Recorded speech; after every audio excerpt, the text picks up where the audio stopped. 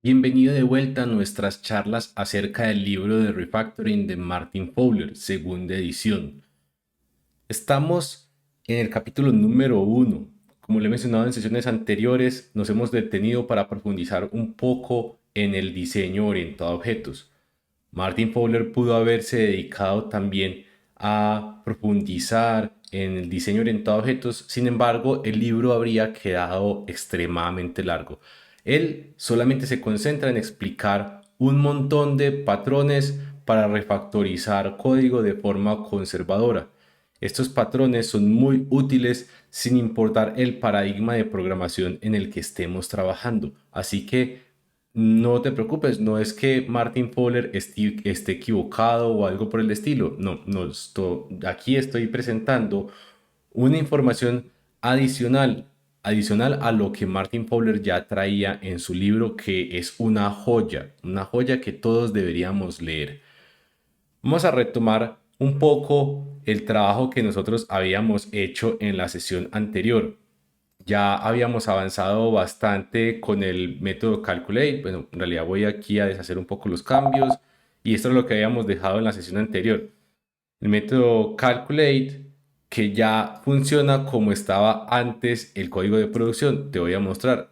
Este era el código de producción y el próximo que voy a mostrar en pantalla es el código que quedó al final de la sesión. Para ello nosotros creamos nuestro Credits Calculator Test y aquí también agregamos un montón de pruebas automatizadas para cubrir todos los posibles casos que pudieran aparecer. Recuerda que tratamos también de hacer que el código de las pruebas fuera un poquitico más limpio que en el caso anterior del Charge Calculator, porque como ves aquí se repite mucho código y de hecho lo podíamos notar desde el principio cuando creamos los stubs. Vamos al Credits Calculator. Pues como puedes ver, ya quedó bastante limpio. Claro que se puede mejorar y te invito a que busques opciones para quitar código duplicado, que seguramente deben existir. Yo no me voy a enfocar mucho en este punto para poder darle celeridad a la explicación del tema del libro de refactoring y también poder mostrar cómo se lleva esta explicación al paradigma orientado a objetos. Como te decía anteriormente, teníamos el método Calculate que ahora ya hace lo que tiene el código de producción y lo que nos faltaba era poder cambiar el default build printer para que en lugar de este mismo desarrollar el comportamiento del get volume crates for performance, pues que sea el crates calculator quien lo haga y que el default build printer se apoye en este. Ahí lo que hice fue compilar, correr las pruebas y como puedes ver, las pruebas pasan. Entonces lo que haremos en este punto será modificar el código del default build printer para que ya no haga uso del método que tenemos acá. ¿Qué vamos a hacer? Primero, vamos a reemplazar el llamado del get volume credits for por el llamado al credits calculator. Le vamos a pasar cierto play resolver y cierto performance. Después vamos a invocar el método calculate. Este método puede arrojar una excepción, así que vamos a lanzarla. Compilamos, corremos las pruebas y veamos qué pasa. En principio, pues no debía pasar absolutamente nada porque ya habíamos garantizado que el código de producción era tal cual el que movimos al Create Calculator. Después de que hacemos este cambio, pues vamos a borrar el método, compilamos, nos apoyamos en el compilador, estrategia Lean on the Compiler del libro Working Effectively with Legacy Code. Reemplazamos en los puntos donde se estalló el código el llamado al nuevo código, compilamos, corremos las pruebas y vemos que todo funciona. Así que el default build printer ahora se ha quedado con un constructor bastante simple. Nota que el constructor no hace una tarea muy elaborada, sino que simplemente inicializa sus variables de instancia con valores recibidos en los parámetros pasados por argumentos y ahora tiene un método statement. El statement hace una impresión y también hace cierto otro cálculo que vamos a ver más adelante que el libro ya retoma en las siguientes páginas y que va a descomponer en dos clases. Por ahora, este no es el foco que le quiero dar todavía. Como vemos, el método performance está bastante más limpio, pues ya la clase default build printer no es la que lleva a cabo todos los cálculos, sino que se apoya en un credits calculator, en un charge calculator, también usa el play resolver para obtener la obra, también usa un USD formatter para formatear, etcétera, etcétera. Como puedes ver, el default build printer está muy bien. Ya en este punto lo considero bastante más limpio. Así que antes de continuar, veamos un par de detalles más para que ahí sí podamos dar por terminada la refactorización orientando nuestro diseño a un paradigma de objetos. Como podemos ver, tenemos este diagrama. Tenemos el default build printer que conforma la interfaz build printer. Este default build printer es construido por el build printer factory que tiene un método create que nos retorna un build printer. Observa claramente que el build printer es la abstracción. Yo no retorno la implementación. Esto es importante para que los clientes del Build Printer Factory no se acoplen a la implementación concreta, que es precisamente lo que queremos evadir. Luego tenemos el USD Formatter, el Play Resolver, el Play Repository. El Play Repository conforma la interfaz del Play Resolver.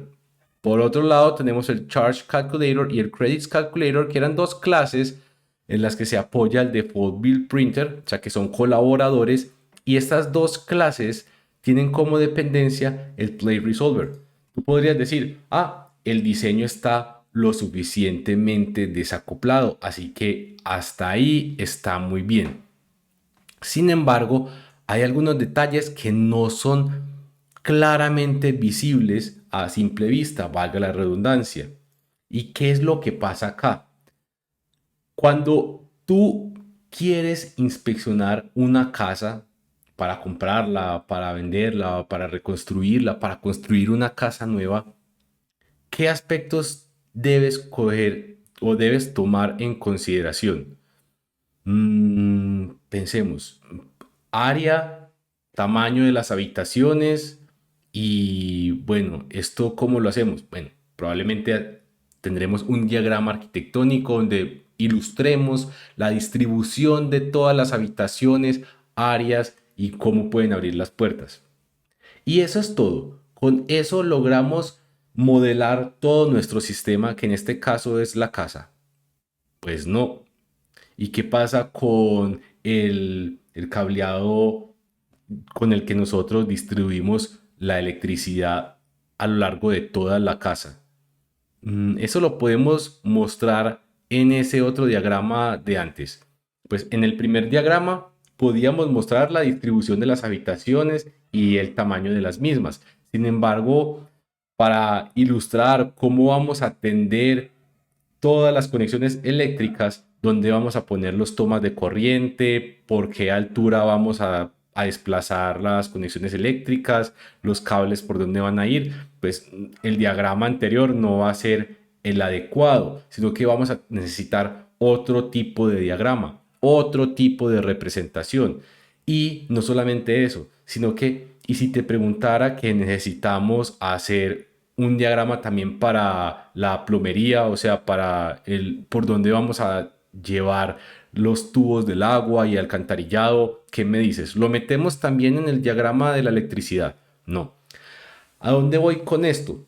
Cuando nosotros construimos diagramas, pretendemos hacer un modelo, una abstracción simplificada de algún tipo de objeto, elemento o lo que sea de la vida real. En este caso es un sistema que hace qué, pues que me calcula cuál va a ser la cuenta de cobro para cierta empresa que yo le estoy llevando unos actores para que hagan unas obras teatrales. Entonces yo quiero simplificar ese sistema, lo reduzco a un nivel que yo pueda entender para poderlo implementar después. En el caso que tenemos en pantalla, pues esta simplificación no es 100% precisa, sino que a veces omitimos detalles. Vamos a ver el siguiente diagrama. El diagrama que estamos viendo en pantalla es un poquitico más completo. Y digo un poquitico porque estamos ahora ilustrando las relaciones que hay con los DTOs Play, Performance e Invoice. Observa las relaciones que hay aquí. Por ejemplo, la relación que aparece entre Invoice y Performance es de composición. Esto es así en lugar de una simple asociación o agregación porque el invoice, entre comillas, mantiene o es también por los performances. ¿Cómo así? La relación que existe entre invoice y performance es del tipo que también comparten un libro con sus páginas. Claro, tú podrías imaginarte un libro sin páginas, pero ¿qué es un libro sin páginas? No hace mucho sentido, ¿cierto que no? Entonces el libro es por sus páginas. El invoice en este caso es por los performances que tiene.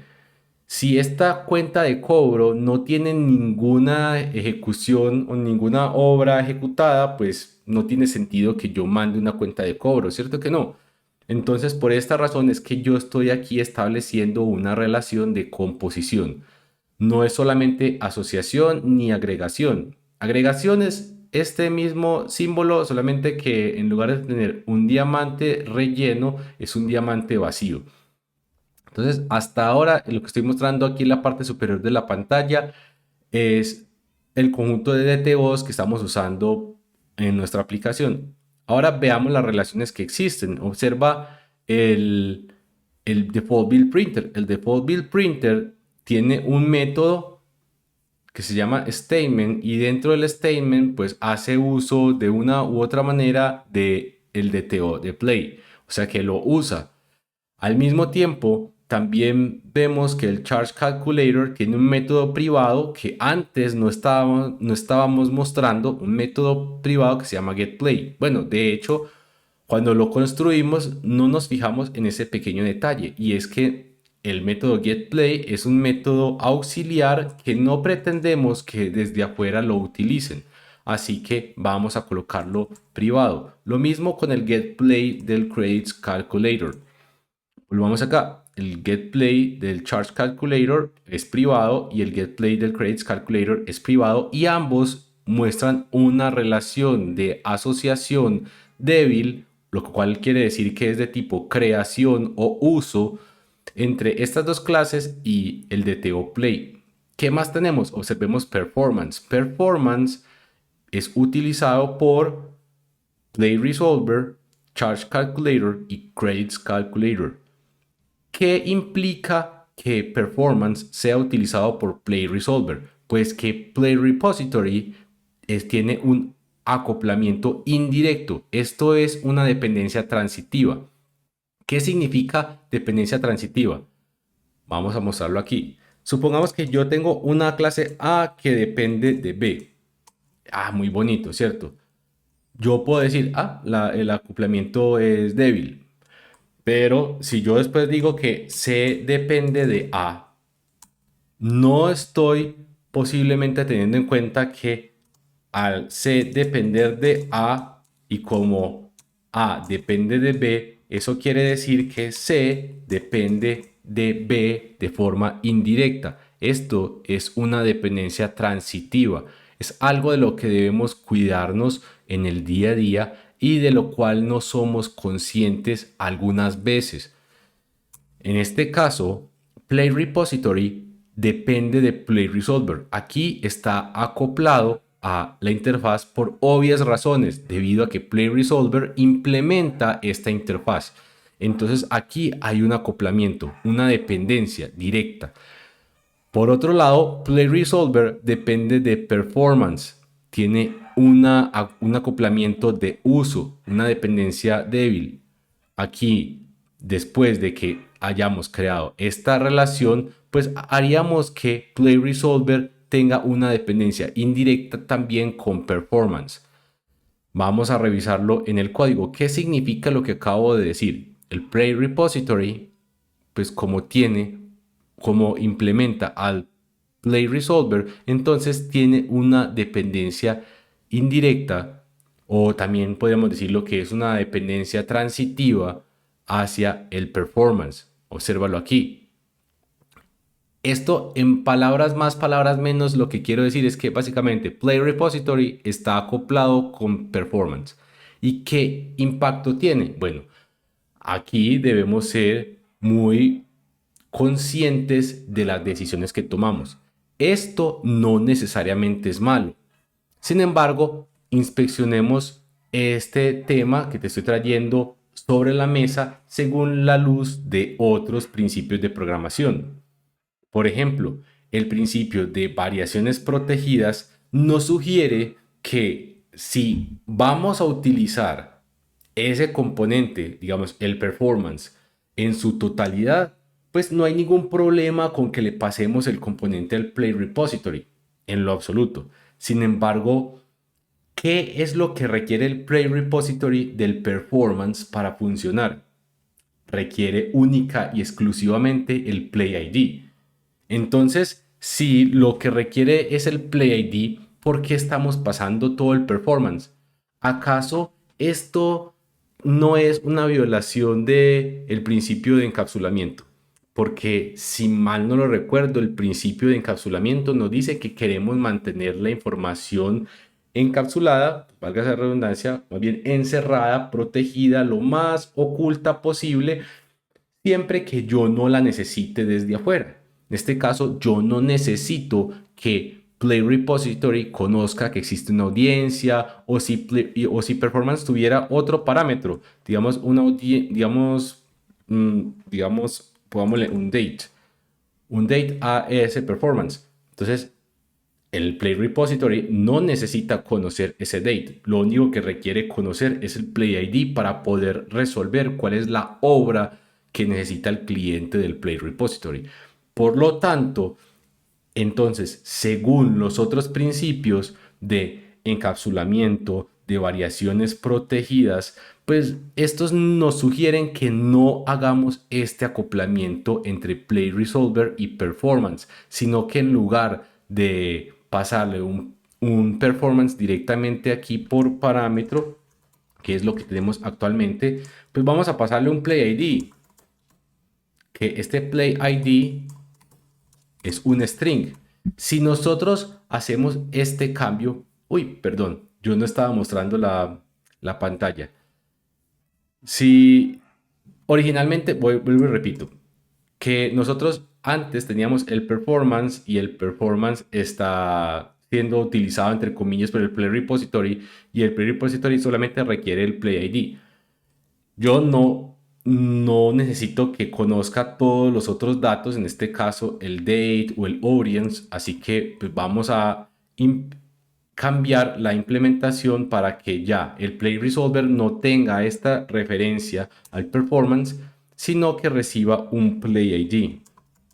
Un Play ID que es de tipo string. ¿Esto qué implica? Pues que se rompe la dependencia que existe entre el Play Resolver, que es una dependencia directa, y al mismo tiempo el Play Repository ya no está acoplado al performance. Esto también es una ganancia según el principio de bajo acoplamiento de los patrones Grasp. Entonces, repasemos qué principios estaban siendo impactados solamente por este cambio. Número 1, el de variaciones protegidas. Variaciones protegidas nos dice que en la medida de lo posible tratemos de proteger todas esas cosas que podrían cambiar allá adentro. En este caso, si nosotros pasamos todo el performance, pues ¿para qué queremos, para qué queremos exhibir la existencia de una audiencia o de una fecha, etcétera, etcétera? Y más si esto va a provocar unos posibles cambios que nosotros no deseamos. Luego, encapsulamiento. Esto es una de las características de la programación orientada a objetos y según la cual nosotros tenemos que buscar esconder todo aquello que no sea estrictamente requerido y necesario por nuestros clientes. Y por último, vimos que también reducíamos ya bajo acoplamiento. Reducíamos el acoplamiento. Importantísimo. ¿Qué nos dice el principio de bajo acoplamiento? Cualquier acoplamiento o dependencia innecesaria, córtela, redúzcala. trate de bajar ese acoplamiento al mínimo. Ojo, no con esto quiere decir que queremos que el sistema quede cero acoplado. No, es virtualmente imposible que nuestro sistema quede completamente desacoplado, porque en un sistema altamente cohesivo vamos a tener varios colaboradores que trabajan en conjunto para lograr un objetivo. Entonces, si hacemos este cambio de que el play, de que ya no reciba un performance, sino que reciba un play ID, pues vamos a tener una ganancia en estos tres principios de programación. El play repository ya no recibiría un performance, sino un play ID. Vamos a hacer este cambio que te estoy mencionando en pantalla o el que acabamos de discutir. Vamos al código. Primero, asegurémonos de que las pruebas pasan, todo pasa correctamente. Al cambiar la interfaz del Play Resolver, tendría que cambiar nuestro Play Repository. Así que seguramente se va a estropear no solamente las pruebas del Play Repository, sino que van a estropearse todas aquellas clases que están acopladas al Play Resolver. En este caso, el Charge Calculator y el Credits Calculator. Debido a la naturaleza de este cambio, vamos a apuntar a organizar primero las pruebas del Play Resolver y probablemente las pruebas del Charge Calculator y el Credits Calculator se revienten. Vamos a ver. Entonces, tenemos nuestro Play Repository. El Play Repository, en principio, lo que busca recibir ya no es una cierta obra, sino que espera recibir un Play ID. Vamos a ponerle aquí un Play ID for este Play ID. Y aquí vamos a ponerle for Play ID.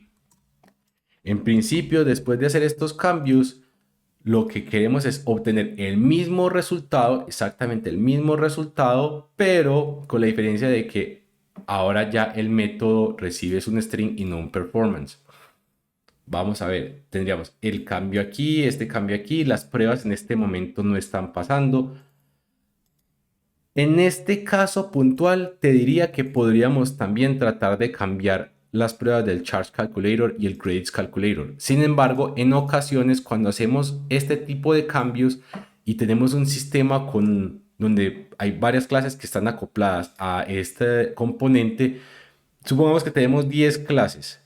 Probablemente las pruebas de esas 10 clases se nos van a reventar. Van a ser póngale, unas 100 pruebas. Entonces, por mi experiencia, prefiero yo aplicar el TDD, arreglar estas pruebas junto con el código de producción, y después las pruebas que se revienten las voy a deshabilitar de forma temporal. Vamos a ver. Play Repository, cambié ya la prueba automatizada. Voy a ir a modificar la clase Play Repository. Ya no es un getPlay for performance, sino que es un getPlay for Play ID. Y recibe un string directamente. Aquí voy a cambiar el nombre del parámetro y el tipo del mismo. Ahora vamos a recibir es un Play ID. Compilamos, corremos las pruebas y vamos a ver. El Credits Calculator se nos dañó. Este era el cambio que suponía que iba a aparecer. Esto es natural. Vamos a cambiar todos los puntos del código de producción que se nos están estallando. Vamos a ponerle performance.playID. Compilamos, corremos las pruebas, vemos que todavía sigue fallando porque nos falta el Charge Calculator. Vamos a ponerlo. Ahora nos está fallando que el fake play resolver nos dice que no conforma al protocolo, porque el protocolo originalmente requiere que le pasemos un play ID. Vamos a pegarlo por acá. Ya no va a tener un received performance, sino received play ID. Hacemos este cambio. Compilamos, corremos las pruebas. En este caso, coincidencialmente, las pruebas pasan. Sin embargo, puede ser que en otro escenario se nos revienten algunas otras pruebas. De haber ocurrido eso, pues lo que haría es primero deshabilitar estas pruebas, que para ello vamos a venir acá, vengo a la pestaña de pruebas automatizadas, Vamos a ver el Show Test Navigator. O sea, sería el navegador de pruebas. Venimos, deshabilitamos estas pruebas, compilamos, corremos las pruebas, vemos que todo pasa y ahí sí, luego vengo al Credits Calculator Test, arreglo las pruebas que están fallando y luego continúo con el desarrollo. En caso de que el problema sea un problema de compilación, pues ahí sí no tendré remedio, no puedo deshabilitarlas por esta forma, sino que tendré que venir y comentarlas.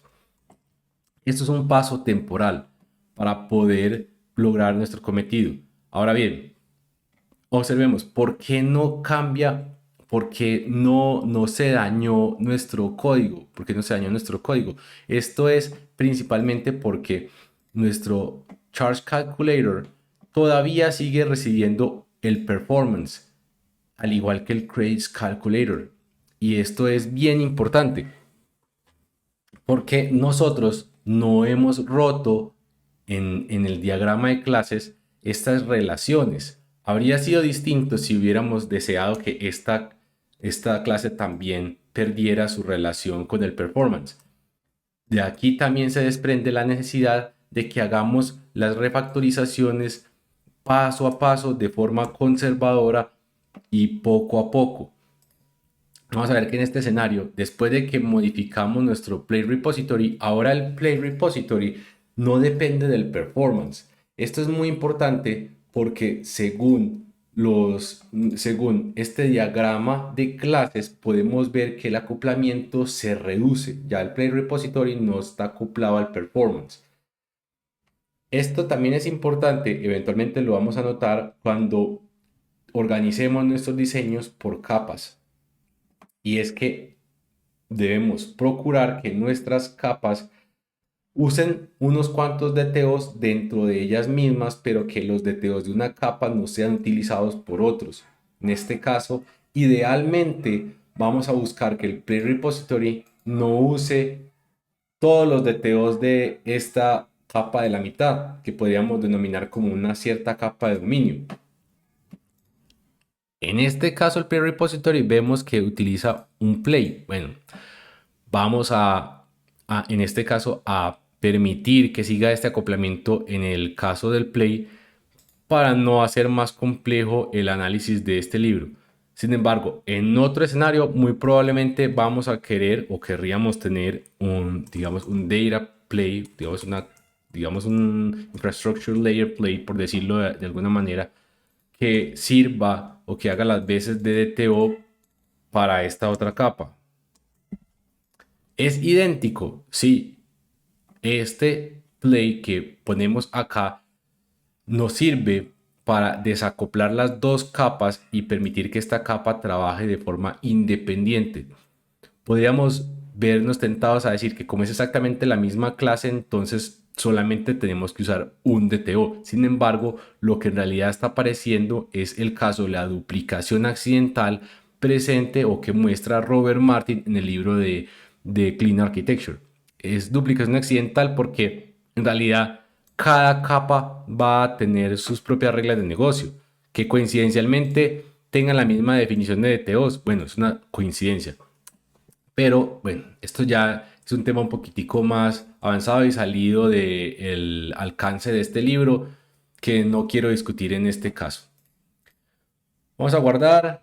Como podemos ver, ya nuestro diseño está bastante más elegante. Creo que está muy pulido. Lo veo más desacoplado. Las responsabilidades mejor asignadas. Por ejemplo, el USD Formatter solamente formatea el texto, el Pre-Resolver solamente calcula el play para cierto play ID, el Default Build Printer tiene el statement, tiene esa interfaz, el Factory me crea el Default Build Printer, el Charge Calculator me calcula el monto a cobrar, el Credits Calculator me calcula cuál es el número de créditos a abonar a ese cliente, tenemos los 3 DTOs. El código se ve bastante limpio, las pruebas compilan, todas pasan, así que creo que estamos bastante bien. ¿Qué sigue? Lo que sigue es retomar el libro de Martin Fowler. Vamos en la página 22. Virtualmente ya podríamos decir que llegamos a la página 24 porque Martin entre las páginas 22 y 23, lo que hace es señalar en dónde estamos parados en este preciso instante.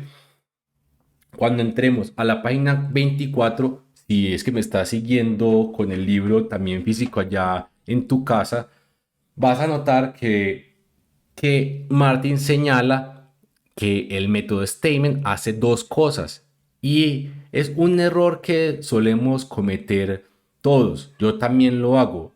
Es muy fácil cometerlo y a veces el error es que cuando creamos métodos no nos damos cuenta que estamos integrando dos responsabilidades. No es evidente. Muchas veces ocurre porque hacemos un cálculo y también pintamos unos datos. Esto es un síntoma. El síntoma es calcular y pintar. Bueno, precisamente eso es lo que vamos a hacer en la próxima sesión cuando ya retomemos la página 24 del capítulo 1 del libro de Refactoring y eventualmente empecemos a dividir esta clase. El libro ya no le falta mucho a este capítulo, en realidad lo que falta sería cambiar este método statement para desacoplarlo usando la refactorización de splitting the phase of calculation and formatting. En realidad la refactorización se llama split phase y después de eso en las páginas 34 en adelante Martin Fowler lo que hace es refactorizar el código que tenemos en el Charge Calculator para descomponer este if-else, que esto es una ejecución por tipo de dato, en una implementación basada en polimorfismo. Esto es importante y ya lo vimos en el video de los patrones Grasp de polimorfismo. Así que bueno, espero que estés tan ansioso como yo de poder terminar este capítulo. Yo no veo la hora de acabarlo porque definitivamente nos tomó bastante tiempo refactorizar el código donde está este punto. Ah, y nos faltaba una refactorización más que no sé si te diste cuenta, pero tenemos estos tipos de datos que son strings y en algunos casos pues se va a presentar este escenario. Vamos a hacer esa refactorización adicional después de que terminemos este capítulo y que logremos refactorizar esta clase Charge Calculator según el principio de polimorfismo. Eso es todo lo que tenía preparado para el día de hoy. Espero que te haya gustado la sesión. Si fue así, te invito a que me dejes un pulgar arriba, que compartas este contenido, que veas los otros videos de este canal o de esta serie específica. Te voy a dejar un enlace a la próxima sesión, también un enlace a la lista de reproducción donde podrás ver otros videos de esta serie y un botón para que te suscribas. Si de pronto tienes alguna duda, queja, sugerencia o lo que sea, puedes dejarla aquí debajo. Estaría muy agradecido de que lo hagas y yo trataré de responder tan pronto como me sea posible. Espero que te esté gustando la sesión, bueno, la serie. A mí me gusta mucho, este libro me encanta y nos vemos en la próxima.